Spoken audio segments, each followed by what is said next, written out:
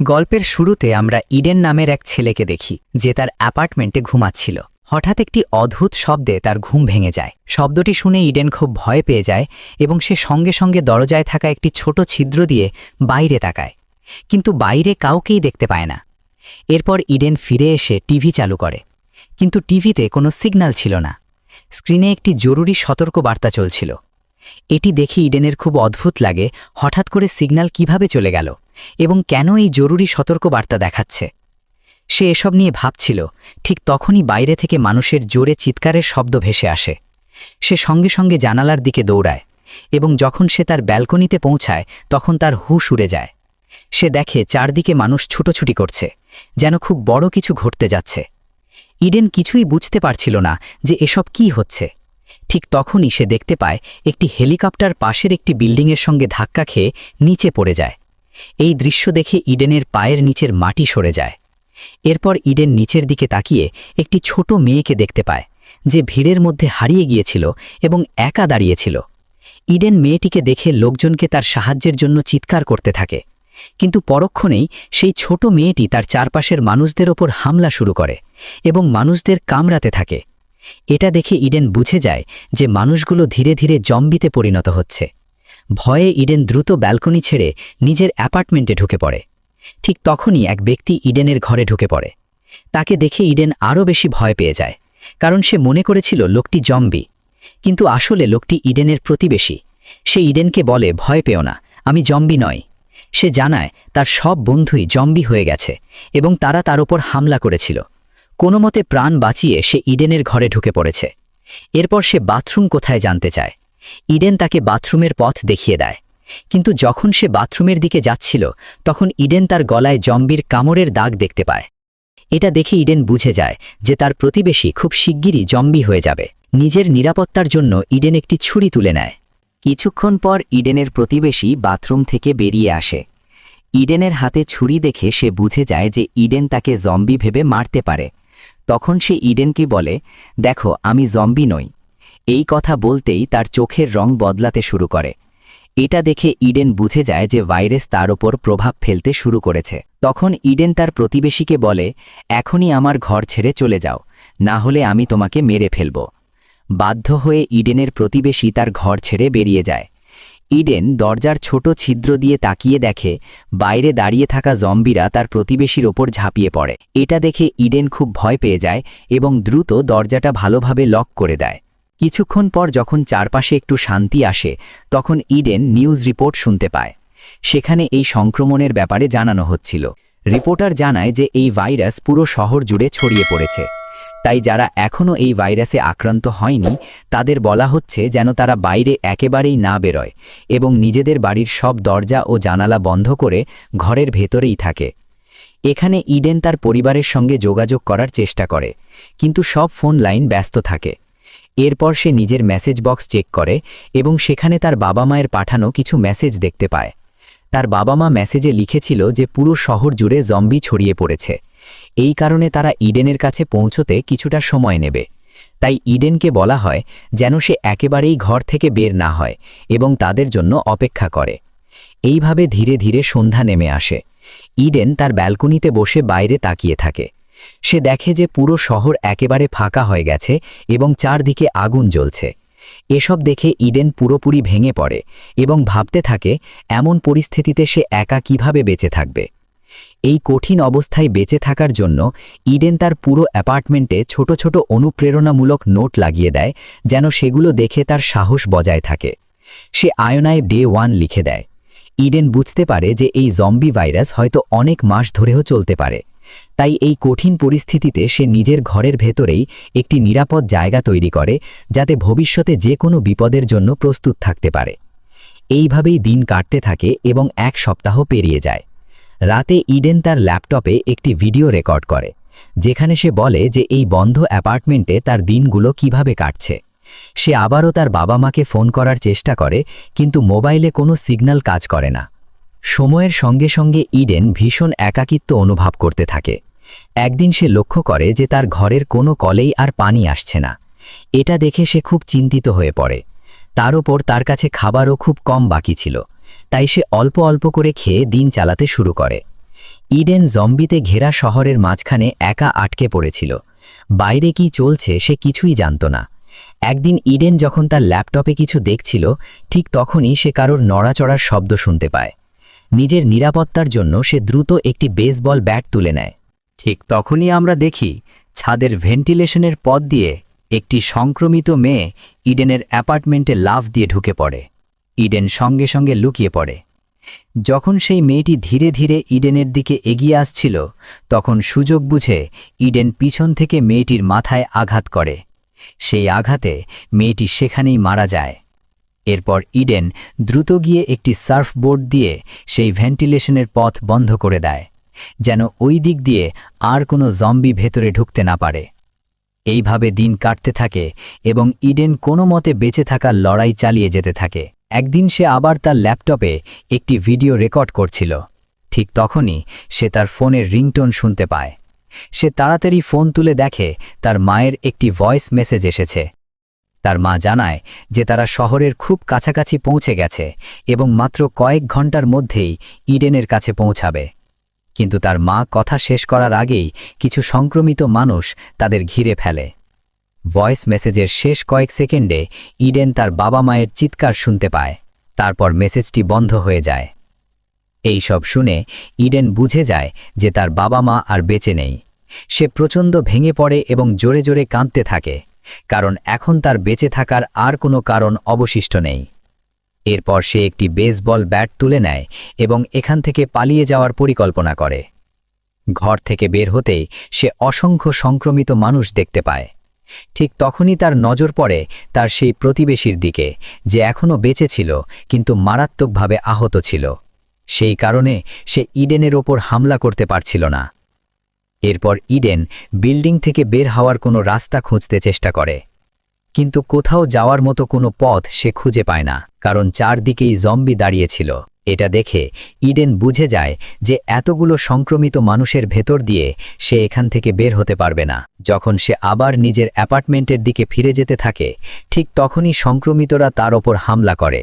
কিন্তু কোনো মতে নিজেকে বাঁচিয়ে ইডেন তার অ্যাপার্টমেন্টে ঢুকে পড়ে। সে সঙ্গে সঙ্গে ফ্রিজটি দরজার সামনে ঠেলে এনে দরজাটি শক্ত করে বন্ধ করে দেয়, যেন বাইরে থেকে কেউ দরজা ভেঙে ঢুকতে না পারে। বাধ্য হয়ে ইডেন আবার নিজের ঘরেই আটকে পড়ে। কয়েক সপ্তাহ ধরে একা থাকার কারণে সে পুরোপুরি ভেঙে পড়ে। এই অবস্থায় বেঁচে থাকাই তার জন্য কঠিন হয়ে যাচ্ছিল। ঠিক তখনই পুরো শহরের বিদ্যুৎ চলে যায়। বিদ্যুৎ চলে যাওয়ায় ইডেন আরও গভীর মানসিক আঘাতে পড়ে। সে ভাবতে থাকে এখন সে কিভাবে সামনে এগিয়ে যাবে। না খাবার আছে, না সিগন্যাল, না বিদ্যুৎ। এসব ভাবতে ভাবতেই সে নিজেকে আরও বেশি একা অনুভব করতে থাকে। অবশেষে নিজের জীবন থেকে বিরক্ত হয়ে ইডেন তার ল্যাপটপ চালু করে আবার ভিডিও রেকর্ড করতে শুরু করে। ক্যামেরার দিকে তাকিয়ে সে বলে, আজ এই ভাইরাস ছড়িয়ে পড়ার 42 দিন পূর্ণ হয়েছে। সে জানায় যে বেঁচে থাকার জন্য সে সবকিছু করেছে, কিন্তু আর সহ্য করতে পারছে না। গত 2 দিন ধরে সে না কিছু খেয়েছে, না পানি পান করেছে। তার মতে এভাবে ধুকে ধুকে বেঁচে থাকার চেয়ে মারা যাওয়াই ভালো। এই কথা বলার পর ইডেন সিদ্ধান্ত নেয় যে এতগুলো দিন এই ভয়ঙ্কর পরিস্থিতির মধ্যে বেঁচে থাকার পর এবার সে সবকিছু শেষ করবে। সে যখন নিজেকে ফাঁসিতে ঝোলাতে যাচ্ছিল, ঠিক তখনই তার চোখ পড়ে সামনের একটি বিল্ডিংয়ের দিকে। সেখানে সে একটি মেয়েকে দাঁড়িয়ে থাকতে দেখে। এতদিন পর কোনো জীবিত মানুষকে দেখে ইডেন সম্পূর্ণ হতবাক হয়ে যায় এবং তার মনে আবারও বেঁচে থাকার নতুন আশা জেগে ওঠে। ঠিক সেই মুহূর্তে তার পা চেয়ার থেকে পিছলে যায় এবং সে ছটফট করতে থাকে। সৌভাগ্যক্রমে দড়িটি ছিঁড়ে যায় এবং ইডেন বেঁচে যায়। এরপর সে দ্রুত জানালার কাছে গিয়ে মেয়েটিকে ভালো করে দেখতে থাকে। একজন জীবিত মেয়েকে দেখে সে নিজের চোখকেই বিশ্বাস করতে পারছিল না, কারণ বিগত 42 দিনে সে আর কোনো মানুষ দেখেনি। কিছুক্ষণ পর মেয়েটিও ইডেনকে দেখতে পায়, কিন্তু তাকে জম্বি ভেবে সঙ্গে সঙ্গে জানালার পর্দা বন্ধ করে দেয়। পরের দিন ইডেন আবার জানালার কাছে যায় এবং সেই মেয়েটিকে দেখতে পায়। মেয়েটি আবার লুকিয়ে যাওয়ার আগেই ইডেন দ্রুত একটি কাগজে হাই লিখে তার দিকে হাত নাড়ে। এটা দেখে মেয়েটি বুঝতে পারে যে ইডেন জম্বি নয়, সে একজন মানুষ। এটা বুঝে মেয়েটি খুব খুশি হয়। এরপর ইডেন নিজের নাম জানায়। তখন মেয়েটিও কাগজে লিখে জানায় যে তার নাম ইভা। ইভা ইডেনকে জিজ্ঞেস করে তার কাছে কি খাওয়ার কিছু আছে। ইডেন তাকে জানায় যে তার কাছে খাওয়ার কিছু নেই, কিন্তু পান করার জন্য অনেক পানি আছে। এরপর ইভা লক্ষ্য করে যে তার অ্যাপার্টমেন্টের দরজার কাছে জম্বিরা চলে এসেছে। এই কারণে সে জানালার পর্দা বন্ধ করে চলে যেতে উদ্যত হয়। কিন্তু যাওয়ার আগে ইডেন কাগজে লিখে ইভাকে জিজ্ঞেস করে তারা কি পরের দিনও এইভাবে কথা বলতে পারবে। ইভা সম্মতি জানিয়ে সেখান থেকে চলে যায়। রাতে ইডেনের প্রচণ্ড ক্ষুধা লাগে। খাওয়ার মতো কিছু না পেয়ে সে টুথপেস্ট খেয়ে কোনো মতে বেঁচে থাকে। কিছুক্ষণ পর ভারী বৃষ্টি শুরু হয়। ইডেন বৃষ্টির পানি জমা করার জন্য বাইরে পাত্র রেখে দেয় এবং দীর্ঘদিন পর বৃষ্টির পানিতে গোসল করে। এই সময়ের মধ্যে ইডেনের দাড়ি অনেক বড় হয়ে গিয়েছিল, তাই সে দাড়ি ছেঁটে নিজেকে পরিপাটি করে নেয়। পরের দিন ইডেন নিজেকে পরিষ্কার পরিচ্ছন্ন করে ইভার সামনে আসে। ইভা তাকে দেখেই পছন্দ করতে শুরু করে। ইডেন একটি দড়িতে বোল্ট বেঁধে ইভার অ্যাপার্টমেন্টের দিকে ছুড়ে দেয়। ইভা সেটি ধরে ফেলে। এরপর ইডেন সেই দড়িতে দুটি পানির বোতল বেঁধে ইভার দিকে ঠেলে দেয়, কিন্তু বোতল দুটি সামনে থাকা জালে সজোরে ধাক্কা খায়। এই শব্দ শুনে নিচে থাকা একটি জম্বি শব্দের উৎসের দিকে তাকায় এবং সরাসরি ইভার অ্যাপার্টমেন্টের দিকে উঠতে শুরু করে। ইডেন সেটা দেখে ফেলে। জম্বিটির মনোযোগ সরানোর জন্য সে একটি বোতল তুলে নিয়ে জম্বিটির মাথায় ছুঁড়ে মারে। এর ফলে জম্বিটি ইডেনকেও দেখতে পায় এবং রেগে যায়। এরপর সে ইভাকে ছেড়ে দিয়ে ইডেনকে মারার জন্য তার অ্যাপার্টমেন্টের দিকে উঠতে শুরু করে। তখন ইডেন দ্রুত গিয়ে একটি বেসবল ব্যাট তুলে নেয়। যেই মুহূর্তে জম্বিটি ইডেনের অ্যাপার্টমেন্টে উঠতে যাচ্ছিল, ঠিক তখনই ইডেন বেসবল ব্যাট দিয়ে তাকে আঘাত করে এবং জম্বিটিকে মেরে ফেলে। কিছুক্ষণ পর রাত হয়ে যায় এবং ইডেন ক্ষুধায় খুব খারাপ অবস্থায় পৌঁছে যায়। এখন সে আর ক্ষুধা সহ্য করতে পারছিল না, তাই সে যে কোনোভাবে খাবার খুঁজে বের করার সিদ্ধান্ত নেয়। এই সিদ্ধান্ত নিয়েই সে তার প্রতিবেশীর অ্যাপার্টমেন্টে যাওয়ার পরিকল্পনা করে। এরপর ইডেন নিজের অ্যাপার্টমেন্ট থেকে বের হয়। বের হতেই সে সামনে নিজের প্রতিবেশীর লাশ দেখতে পায়। ইডেন তার প্রতিবেশীর পকেট তল্লাশি করে এবং সেখানে সে প্রতিবেশীর ঘরের চাবির একটি গোছা পেয়ে যায়। ঠিক তখনই সে কিছু জম্বির এগিয়ে আসার শব্দ শুনতে পায়। এই অবস্থায় ইডেন খুব খারাপভাবে ফেঁসে যায়, কারণ সে না পালাতে পারছিল না লুকানোর কোনো জায়গা পাচ্ছিল। তখন ইডেন বুদ্ধি করে প্রতিবেশীর লাশের পাশে শুয়ে পড়ে এবং নিজেকে মৃত বলে ভান করে। তার এই কৌশল কাজে আসে এবং সব জম্বি তার শরীরের ওপর দিয়ে হেঁটে সামনে চলে যায়। জম্বিরা চলে গেলে ইডেন ধীরে ধীরে উঠে প্রতিবেশীর অ্যাপার্টমেন্টের ভেতরে ঢুকে পড়ে। ভেতরে ঢুকেই সে দেখে বিছানার ওপর একটি মেয়ে শুয়ে আছে। ইডেন তার কাছে যেতে ভয় পাচ্ছিল, তাই সে আগে সেই মেয়েটির ওপর একটি হেলমেট ছুঁড়ে মারে, এটা নিশ্চিত করার জন্য যে সে জীবিত নাকি মৃত। হেলমেট পরার পরও মেয়েটি কোনো নড়াচড়া করে না। তখন ইডেন বুঝে যায় যে মেয়েটি মারা গেছে। এরপর ইডেন সোজা রান্নাঘরের দিকে যায়, যেখানে সে কিছুটা খাবার খুঁজে পায়। এরপর সে পুরো ঘর তল্লাশি করতে শুরু করে এবং সেখানে সে প্রয়োজনীয় অনেক জিনিস খুঁজে পায়। সে সেগুলো একটি বস্তার মধ্যে ভরে নেয়। ঠিক যখন সে বের হতে যাচ্ছিল, তখনই হঠাৎ একটি সংক্রমিত তার ওপর ঝাঁপিয়ে পড়ে। সংক্রমিতটি ইডেনকে কামড়ানোর আগেই ইডেন একটি টেবিল ল্যাম্প তুলে নিয়ে তার মাথায় আঘাত করে, কিন্তু এই আঘাতে সংক্রমিতটি পুরোপুরি থেমে যায় না এবং আবারও ইডেনের ওপর আক্রমণ করতে থাকে। তখন ইডেন একটি আইস অ্যাক্স ব্যবহার করে সংক্রমিতটির মাথায় জোরে আঘাত করে এবং তাকে চিরতরে মেরে ফেলে। এরপর ইডেন সাবধানে বাইরে বের হয় এবং দেখে চারপাশে অনেক জম্বি দাঁড়িয়ে আছে। খুব ধীরে ও সাবধানে জম্বিদের পাশ কাটিয়ে ইডেন নিজের অ্যাপার্টমেন্টে ফিরে আসে। ঘরে ঢুকেই সে তাড়াতাড়ি নিজের কাপড় খুলে শরীর পরীক্ষা করতে থাকে কোথাও তাকে কামড়ানো হয়েছে কিনা। ভালোভাবে পরীক্ষা করার পর সে বুঝতে পারে যে তার শরীরের কোথাও জম্বির কামড়ের কোনো দাগ নেই। এটা দেখে ইডেন অনেকটা স্বস্তি পায়। এরপর ইডেন প্রতিবেশীর ঘর থেকে আনা ব্যাগটি খুলে দেখে। সেই ব্যাগের ভেতরে সে দুটি ওয়াকি-টকি পায়। ওয়াকি-টকি দেখে ইডেন সিদ্ধান্ত নেয় যে এর মধ্যে একটি সে ইভাকে দেবে, যাতে তারা দুজন একে অপরের সঙ্গে যোগাযোগ রাখতে পারে। এরপর ইডেন নিজের কিছু কাপড় ছিঁড়ে একটি দড়ি তৈরি করে এবং সেই দড়ি ব্যবহার করে ব্যালকনি দিয়ে নিচে নামতে শুরু করে। ইডেন দড়ির সাহায্যে নিচে নামতে থাকে এবং মাটিতে পৌঁছানোর পর খুব সাবধানে সামনে এগোতে থাকে। তার চারপাশে অনেক জম্বি দাঁড়িয়েছিল ইডেন চুপচাপ একটি ওয়াকিটকি ইভার অ্যাপার্টমেন্টের দিকে ছুড়ে দেয়। ওয়াকিটকিটি পড়ে যাওয়ার শব্দ শুনে সংক্রমিতরা সেই দিকে তাকায় এবং ইডেনের পেছনে ছুটে আসে। ইডেন দ্রুত একটি ব্যালকনিতে উঠে লুকিয়ে পড়ে। রাতের অন্ধকারের কারণে জম্বিরা ইডেনকে দেখতে পায় না এবং ধীরে ধীরে সেখান থেকে চলে যায়। এরপর ইডেন নিরাপদে নিজের অ্যাপার্টমেন্টে ফিরে আসে। পরের দিন ইভা ওয়াকিটকির মাধ্যমে ইডেনের সঙ্গে কথা বলতে শুরু করে। ইডেন ওয়াকিটকিতে ইভার কণ্ঠ শুনে খুব খুশি হয়ে যায়। ইডেন ইভাকে জানায় যে সে গত 3 দিন ধরে কিছুই খায়নি এবং ক্ষুধায় তার অবস্থা খুব খারাপ। ইভাও তাকে জানায় যে সেও গত 2 দিন ধরে না খেয়ে আছে। এরপর দুজনেই অনেকক্ষণ ধরে কথা বলে। কথা বলতে বলতে ধীরে ধীরে রাত হয়ে যায়। রাত হয়ে গেলে ইভা ইডেনকে বলে যে সে এখন ঘুমাতে যাবে এবং এরপর যোগাযোগ বন্ধ করে দেয়। কিন্তু ইডেনের পক্ষে ক্ষুধা আর সহ্য করা সম্ভব হচ্ছিল না, তাই সে খাবার খুঁজে বের করার জন্য এই বিল্ডিংটি ঘুরে দেখার সিদ্ধান্ত নেয়। সে নিজের বাথরুমের ভেন্টিলেশনের পথ খুলে দেয় এবং সেই ভেন্টিলেশনের ভেতর দিয়ে হামাগুড়ি দিয়ে পাশের অ্যাপার্টমেন্টের দিকে এগোতে থাকে। কিছুটা এগিয়ে গিয়ে ইডেন একটি সংক্রমিত মানুষের লাশ দেখতে পায়, যে সম্ভবত অক্সিজেনের অভাবে মারা গেছে। এই দৃশ্য দেখে ইডেন খুব ভয় পেয়ে যায়, কিন্তু তারপরও সে নিজেকে সামলে নিয়ে সামনে এগোতে থাকে। অবশেষে ইডেন পাশের অ্যাপার্টমেন্টের বাথরুমে পৌঁছে যায়, কিন্তু নিচে নামার পর সে মেঝেতে রক্তের একটি লম্বা দাগ দেখতে পায়। সেই রক্তের দাগ অনুসরণ করে যখন সে সামনে ঝুলে থাকা পর্দাটি সরায়, তখন সেখানে কাউকেই দেখতে পায় না। এরপর ইডেন খুব সতর্কভাবে পুরো ঘরটি খুঁজে দেখতে থাকে। খোঁজাখুঁজির এক পর্যায়ে সে রান্নাঘরে পৌঁছায়, যেখানে সে প্রচুর খাবার খুঁজে পায়। এই খাবার পেয়ে ইডেন সঙ্গে সঙ্গে ওয়াকিটকির মাধ্যমে ইভাকে জানায় যে সে অনেক খাবার পেয়েছে। এটা শুনে ইভা রেগে যায় এবং ইডেনকে বলে যে তার অনুমতি ছাড়া এভাবে ঝুঁকিপূর্ণ জায়গায় যাওয়া একদম ঠিক হয়নি এবং সেখানে তার প্রাণও যেতে পারত। ইডেন ইভাকে শান্ত করে বলে যে সে ঠিক আছে এবং সেখানে এখন কেউ নেই। এরপর ইভা ইডেনকে জানায় যে সে ইডেনের কাছে আসতে চায়, কিন্তু ইডেন তাকে বুঝিয়ে বলে যে এখন তার কাছে এলে সে বিপদের মুখে পড়তে পারে। ইডেন বলে সে যখন ওই অ্যাপার্টমেন্ট থেকে বের হবে তখন সে নিরাপদে ইভাকে নিজের ঘরে নিয়ে আসবে। ইডেনের কথা শুনে ইভা রাজি হয়ে যায় এবং ইডেনকে নিজের খেয়াল রাখতে বলে।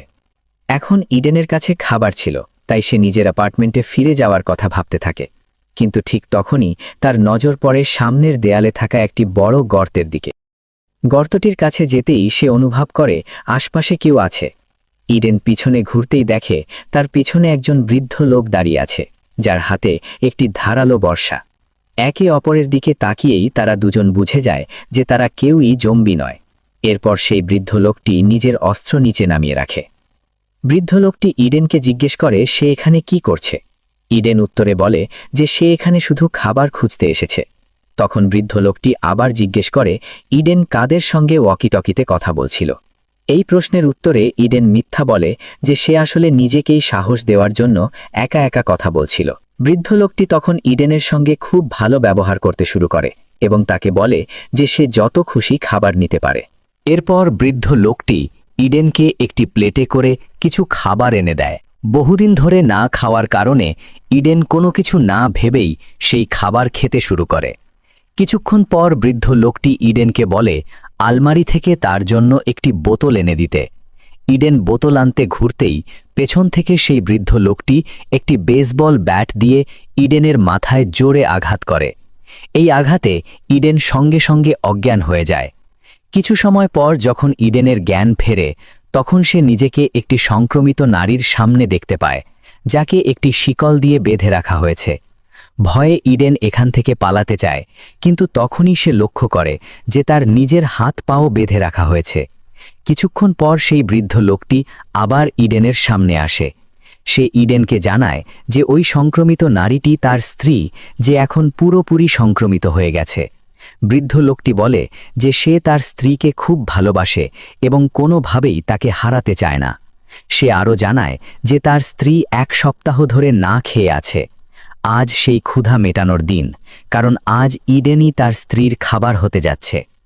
এই কথা বলার পর বৃদ্ধ লোকটি ইডেনকে কিছু ওষুধ দেয় এবং বলে এই ওষুধ খেলে তার শরীর অবশ হয়ে যাবে এবং মরার সময় সে কোনো ব্যথা অনুভব করবে না। ইডেন এই প্রস্তাবে স্পষ্টভাবে রাজি হতে অস্বীকার করে। সে বৃদ্ধ লোকটিকে বলে যে তার স্ত্রী এভাবে আর বেঁচে থাকতে পারবে না এবং সে নিজেই মরতে চাচ্ছে, তাই তার উচিত তার স্ত্রীকে মেরে তাকে এই নরকসম জীবনের কষ্ট থেকে মুক্তি দেওয়া। কিন্তু সেই বৃদ্ধ লোকটির মানসিক অবস্থা ঠিক ছিল না। সে ইডেনকে ধমক দিয়ে বলে, চুপচাপ এই ওষুধ খেয়ে নাও, না হলে তাকে অজ্ঞান করার আরও অনেক উপায় তার জানা আছে। ইডেন ওষুধ খেতে অস্বীকার করতেই বৃদ্ধ লোকটি ইডেনকে অজ্ঞান করার জন্য অন্য একটি অস্ত্র আনতে চলে যায়। বৃদ্ধ লোকটি অস্ত্র আনতে চলে যেতেই ইডেন বুঝে যায় যে এখনই কিছু না করলে খুব শিগগিরই সে মারা যাবে। তাই সে যেভাবেই হোক নিজেকে বাঁচানোর সিদ্ধান্ত নেয়। অনেক চেষ্টা করে সে নিজের হাত পা খুলে ফেলতে সক্ষম হয় এবং ধীরে ধীরে দরজার পেছনে গিয়ে লুকিয়ে পড়ে। এরপর যখন সেই বৃদ্ধ লোকটি ইডেনকে মারার উদ্দেশ্যে আবার ঘরে ফিরে আসে, ঠিক তখনই ইডেন খুব বুদ্ধিমত্তার সঙ্গে তাকে ধরে নিয়ে তারই সংক্রমিত স্ত্রীর দিকে ধাক্কা দিয়ে ফেলে। সঙ্গে সঙ্গে সেই সংক্রমিত নারীটি বৃদ্ধ লোকটির ওপর ঝাঁপিয়ে পড়ে এবং তাকে কামড়াতে শুরু করে। এই সুযোগে ইডেন ঘরের দরজাটি বন্ধ করে দেয় এবং ভেতরে সেই বৃদ্ধ লোক ও তার স্ত্রীকে আটকে রেখে দ্রুত নিজের জিনিসপত্র গুছিয়ে সেখান থেকে বেরিয়ে পড়ে।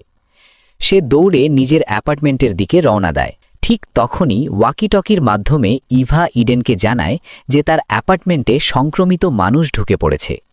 এই খবর শুনে ইডেন এক মুহূর্তেও দেরি না করে ইভাকে বাঁচানোর জন্য তার অ্যাপার্টমেন্টের দিকে ছুটে যায়। ইডেন যখন নিজের অ্যাপার্টমেন্টের ব্যালকনিতে পৌঁছায় তখন সে সামনে ইভাকে দেখতে পায়। সে দেখে যে ইভা ব্যালকনিতে আটকে গেছে এবং তার আর বের হওয়ার কোনো পথ নেই। ইভাকে বাঁচানোর জন্য ইডেন চাদর দিয়ে বানানো একটি দড়ি ব্যবহার করে নিচে নামার চেষ্টা করে, কিন্তু নামার সময় সে নিয়ন্ত্রণ হারিয়ে নিচে পড়ে যায়। ঠিক তখনই একটি সংক্রমিত মানুষ তাকে আক্রমণ করার জন্য তার দিকে ছুটে আসে। নিজেকে বাঁচাতে ইডেন একটি শটগান তুলে নিয়ে সেই সংক্রমিত মানুষটিকে গুলি করে মেরে ফেলে, কিন্তু গুলির শব্দ শুনে পুরো বিল্ডিংয়ের ভেতরে থাকা আরও অনেক সংক্রমিত মানুষ সেদিকে ছুটে আসতে শুরু করে। এই পরিস্থিতিতে ইডেন নিজের প্রাণ বাঁচানোর জন্য সোজা ইভার অ্যাপার্টমেন্টের দিকে দৌড়াতে থাকে। ইভা তখন ওপরে থেকে চাদর দিয়ে বানানো একটি দড়ি ইডেনের দিকে ছুঁড়ে দেয়। ইডেন সেই দড়ি ধরে ওপরে উঠতে শুরু করে, কিন্তু ঠিক তখনই একটি সংক্রমিত মানুষও সেই দড়িটি ধরে ইডেনের পেছন পেছন ওপরে উঠতে থাকে। এই পরিস্থিতিতে ইডেন খুব বুদ্ধিমত্তার সঙ্গে পাশের একটি অ্যাপার্টমেন্টের ব্যালকনিতে লাফ দেয়। এরপর সে দ্রুত একটি ছুরি ব্যবহার করে দড়িটি কেটে দেয়। এই সংক্রমিত মানুষটি অনেক উঁচু থেকে নিচে পড়ে যায় এবং মারা যায়। এরপর ইভাও নিচে নেমে এসে ইডেনের পাশে চলে আসে। এখন তারা দুজন একসঙ্গে হয়ে যায়। ইডেন ইভাকে বলে যে এখানে আর থাকা নিরাপদ নয়। যদি তারা এখানে থাকে তবে খুব শিগগিরই সংক্রমিতরা তাদের ধরে ফেলবে। এই কথা বলে তারা দুজন এই জায়গা ছেড়ে সামনে এগিয়ে যাওয়ার সিদ্ধান্ত নেয় এবং জম্বিদের সঙ্গে লড়াই করার জন্য প্রস্তুত হয়। কিছু দূর যাওয়ার পর তারা একটি অ্যাপার্টমেন্টের দরজার কাছে পৌঁছে যায়। তখন তারা দুজনেই বুঝদারির সঙ্গে কাজ করে দরজাটি ধীরে খুলে দরজার পেছনে লুকিয়ে পড়ে। দরজা খোলা মাত্র কয়েকটি সংক্রমিত মানুষ তাদের না দেখেই রাগে ফুসফুসতে অ্যাপার্টমেন্টের ভেতরে ঢুকে পড়ে। ঠিক সেই মুহূর্তে ইডেন ও ইভা সুযোগ নিয়ে দ্রুত সেখান থেকে বেরিয়ে যায়। ইডেন যাওয়ার আগে সেই অ্যাপার্টমেন্টের দরজার লক ভেঙে দেয়, যাতে যে সংক্রমিত মানুষগুলো তাদের মারতে ঢুকেছিল তারা আবার বাইরে এসে তাদের পেছনে না লাগতে পারে। এইভাবে তারা কিছুটা দূর এগিয়ে যায়, কিন্তু হঠাৎই পথে একটি জম্বি ইডেনের ওপর ঝাঁপিয়ে পড়ে। সঙ্গে সঙ্গে ইডেন ও ইভার মধ্যে এবং সেই জম্বির মধ্যে তীব্র লড়াই শুরু হয়। এই লড়াই চলাকালীন তারা দুজনই ভারসাম্য হারিয়ে সিঁড়ি দিয়ে নিচে পড়ে যায়। নিচে পড়ার পর ইভা সাহস সঞ্চয় করে সেই সংক্রমিত মানুষটিকে শেষ পর্যন্ত মেরে ফেলে। এরপর তারা আবার নিজেদের অ্যাপার্টমেন্টের দিকে এগোতে থাকে। পথিমধ্যে তারা আরও কয়েকটি সংক্রমিত মানুষকে মেরে সামনে এগিয়ে যায়। এখন ইডেন ও ইভা তাদের অ্যাপার্টমেন্টের খুব কাছাকাছি পৌঁছে যায়। ঠিক তখনই পেছন থেকে একটি অত্যন্ত শক্তিশালী সংক্রমিত মানুষ তাদের দিকে এগিয়ে আসে। এই পরিস্থিতিতে ইডেন নিজের জীবনের পরোয়া না করে ইভাকে আগে অ্যাপার্টমেন্টের ভেতরে ঢুকিয়ে দেয় এবং নিজে সেই শক্তিশালী সংক্রমিত মানুষের সঙ্গে লড়াইয়ে জড়িয়ে পড়ে। কিছুক্ষণ তীব্র লড়াইয়ের পর ইডেন কোনোমতে নিজেকে বাঁচিয়ে অ্যাপার্টমেন্টের ভেতরে ঢুকে পড়ে। সে দ্রুত দরজাটি লক করে দেয় এবং আলমারিটি টেনে এনে দরজার সামনে ঠেসে দেয়, যাতে সংক্রমিত মানুষটি দরজা ভেঙে ভেতরে ঢুকতে না পারে। অ্যাপার্টমেন্টের ভেতরে ঢুকে ইডেন ইভাকে নিজের থেকে দূরে থাকতে বলে। এরপর সে ইভাকে একটি বেসবল ব্যাট দিয়ে বলে তাকে মেরে ফেলতে। ইডেন জানায় যে সে সংক্রমিত হয়ে গেছে এবং খুব শিগগিরই নিজের উপর নিয়ন্ত্রণ হারিয়ে ফেলবে। সে আরও বলে যে সে চায় না সংক্রমিত হওয়ার পর সে ইভাকে কোনো ক্ষতি করুক, তাই ইভাকেই তাকে মেরে ফেলতে হবে। কিন্তু ইভা এতে রাজি হয় না। সে ইডেনকে জানায় যে ইডেন তাকে বাঁচানোর জন্য নিজের জীবন ঝুঁকিতে ফেলেছিল, তাই সে কোনোভাবেই ইডেনকে মারতে পারবে না। ইভা যখন তাকে মারতে অস্বীকার করে তখন ইডেন নিজেই সিদ্ধান্ত নেয় যে সে বিল্ডিং থেকে লাফ দিয়ে নিজের জীবন শেষ করবে। ইডেন ইভাকে বলে যে সে যেন ভেন্টিলেশনের পথ দিয়ে তার প্রতিবেশীর অ্যাপার্টমেন্টে চলে যায়, যেখানে প্রচুর খাবার মজুদ আছে। লাফ দেওয়ার আগে ইডেন নিজের শার্ট খুলে শরীর পরীক্ষা করতে শুরু করে। তখন সে দেখে তার শরীরে কোথাও কোনো কামড়ের দাগ নেই, অর্থাৎ তাকে আসলে কোনো জম্বি কামড়ায়নি। এই সত্য বুঝতে পেরে ইডেনের আনন্দের সীমা থাকে না।